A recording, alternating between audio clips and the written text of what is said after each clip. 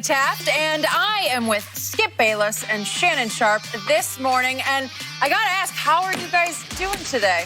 I'm doing better than the chance of Dak getting a long-term deal. Yeah. It is D-Day for Dak and Jerry and my Cowboys, and I hope that doesn't turn into Destruction Day, as Shannon Sharp is dearly hoping Skip, for. I don't want this. You gonna take pleasure in this?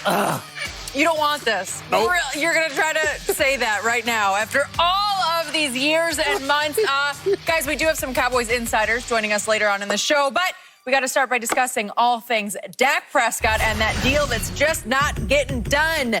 The deadline is approaching, guys. Dak has until 4 Eastern today to sign a long-term deal with the Cowboys. Dallas has never had a quarterback play under the franchise tag, but the deadline is now only 6.5 hours away. Yeah. Shannon, how do you feel right now about Dak versus Jerry?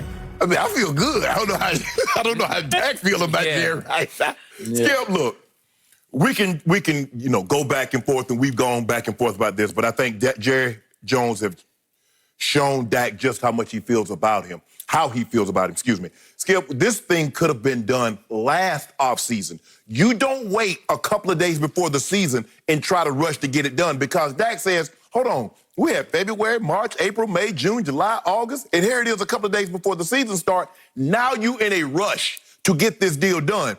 Jerry showed Dak what he thought of him when he marched to the podium, him and Stephen Jones at the Combine 2 off seasons ago, and says, yes, we would like to get something done with our quarterback, but he's going to have to work with us. So he's already telling you, I want you, but you need to give me a discount. Skip, we go get that car. Skip, when them cars go on sale, you get your car. Normally the car, especially if it's a convertible like convertible driving around, don't think I don't see you riding around with your little top. Not me, my You. wife. She ain't driving that car. I don't drive that car. Skip, and it's like, okay, when it goes on sale, I'm going to purchase it. Well, Jerry Jones is telling Dak, when you give me a sale or you go on sale, I'm going to purchase you. I'm going to give you what I want you to have. Now, it's reported that Clarence Hill, as you mentioned, Clarence Hill and James Slater are going to be on here, but he reported, I think, a couple of days ago, Skip, that they haven't talked since March. Since March. So they haven't talked since March, and somehow they're going to get a deadline done. Okay, so it's, 9:30 Eastern time now, Skip? So basically, you got to, about 6 hours? So they're going to get something done in about 6 hours, when they haven't gotten anything done in about 3.5 months. I just don't see how it gets this far when it's barely moved, really, Skip, since September. It didn't move once he came. I think the agent approached Jerry and says, I wanted more money. Yep. And since they had those conversations in March. So basically, very little movement have transpired since then. Skip, I believe this has done a lot of harm. Because when you tag a player, I don't care what they tell you. Oh, that's a lot of money. We say, yeah, but we don't believe you long-term. Yep. Because if we believed in you long-term, you get a Chris Jones type deal. You get a Myles Garrett type deal. You get a Patrick Mahomes type deal. Yep. Not this franchise tag. And we've seen guys, Kirk Cousins, we knew from the start, Skip, they don't believe in him. Yep. Well, if you believe that's your guy, you go ahead and tie him up. Says, okay, we got a young guy, we're going to tie him up. So, Skip, for me and Jerry, looking at Jerry's history, he's really never had a problem paying guys that he believes in. He's done it since he's on the team. Put an over in front of him. Okay. Like overpaying guys. So he's really never had a problem doing that. Yep. But for some reason, he remains very hesitant to give Dak the long-term deal that he's seeking. Now, it was reported that also, Skip, Dak wants a 4-year deal, Jerry wants a 5-year deal. We just don't do. So in other words, Skip, Jerry wants all the terms. I want you to give me a discount, but I also want you to give me the payment plan that I want. Wait a minute, Jerry. Either you give me the years I want, I'll make some concessions on the money, or you make some concessions one way or another. But you can't have it both ways, and Jerry wants it both ways. He wants a 5-year deal, and he wants Dak to cut him a discount. Dak says, no, I can't do both, bro. There's no way I'm going to be able to do both. So, Skip, it's gotten very contentious. No movement since March, and this is supposedly your franchise quarterback. Skip, it's not looking good. I've said all along I believe Dak was going to play on the franchise tag. I've seen nothing that makes me believe that they're going to get a long-term deal in 6 hours. And Shannon Sharp loves it. Shannon Sharp does not love the Dallas Cowboys. Shannon Sharp wants to see their salary cap wrecked or their locker room split apart. One way or the other. Why would the locker room be split? No, because half of them are on Dak's side, half of them say, well, Dak, maybe you asked for No. money. Ain't nobody on Jerry's side. They want you to get that money. Yeah, maybe. Okay. Let me say up front, silly me, I'm still holding out hope that they are feverishly negotiating as we speak.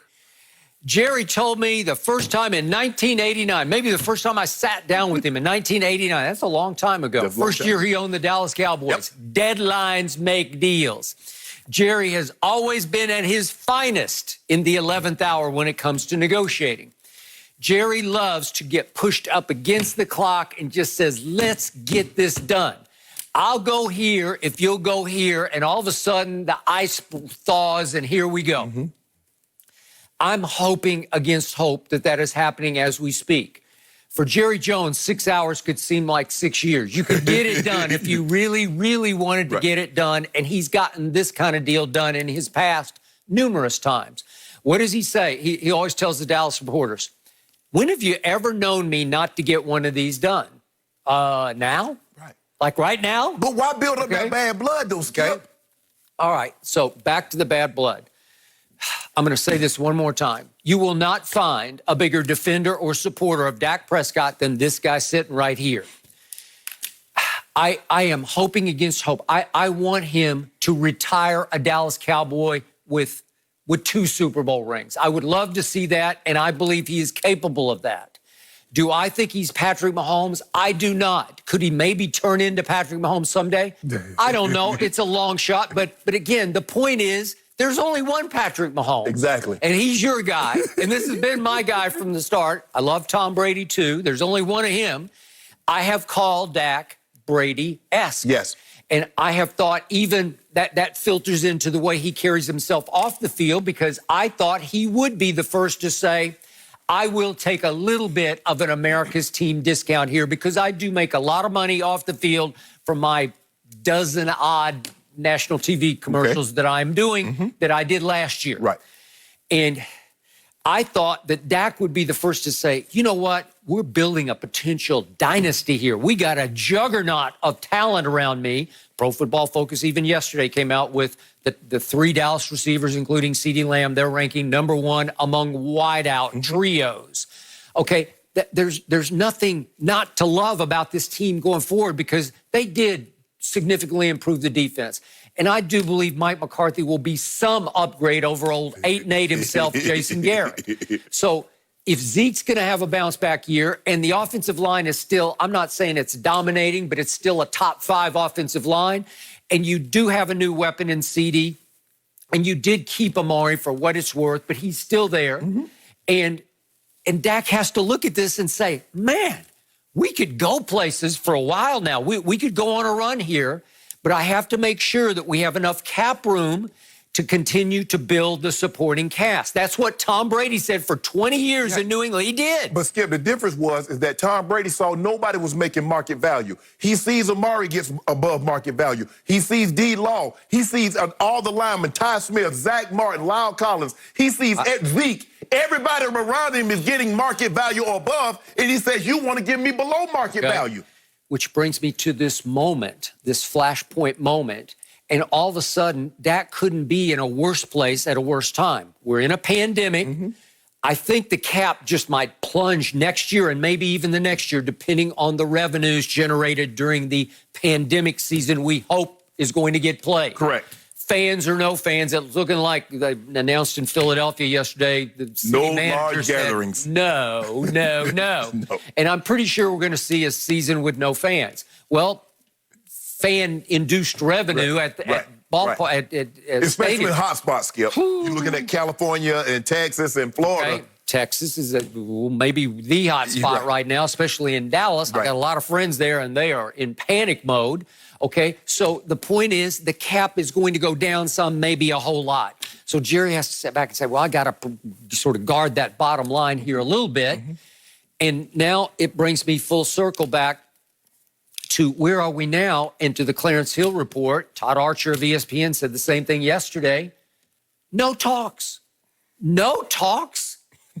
Jane Slater, we're going to have her on also, Clarence Hill and Jane Slater. She's with NFL Network, and she's been all over this story. And she said yesterday that she was told that Jerry at least reiterated to the Dak camp, we are where we always were. We stand by our offer for what that's worth.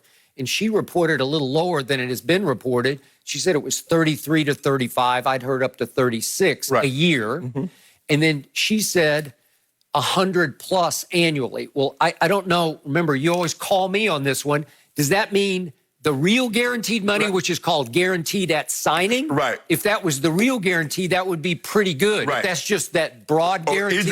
Injury guarantee. Yes. Okay. So just for the record, Jared Goff, and this was September of 2019. Correct. He got 57 guaranteed at signing. Right. Okay. Correct. So it's the whole guarantee is 110, Right. 57 at signing. Right. And Carson Wentz got 107.9 overall, but 66 at signing. Right. That was in June of 2019. Correct. So they're a year and a year plus that they got their money already. Correct. They've been making their money. Right.